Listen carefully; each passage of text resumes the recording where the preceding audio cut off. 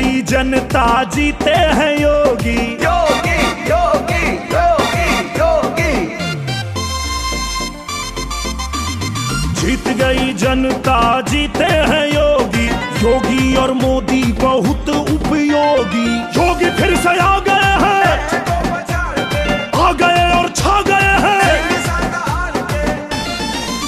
राम राज की करो तैयारी, राज तिलक की करो तैयारी। आ गए फिर भगवाधारी। योगी योगी योगी योगी। आ चुके हैं भगवाधारी। योगी योगी योगी योगी।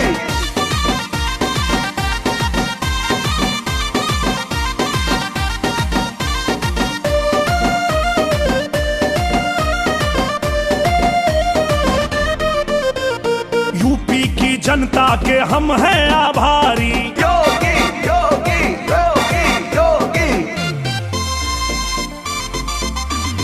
यूपी की जनता के हम हैं आभारी। सत्ता में बैठेंगे फिर भगवाधारी। योगी फिर से आ गए हैं, आ गए और छा गए हैं।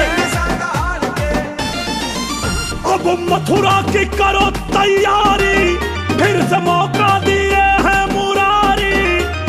आ गए देखो भगवाधारी। योगी योगी योगी योगी। आ गए देखो भगवाधारी। योगी योगी योगी योगी।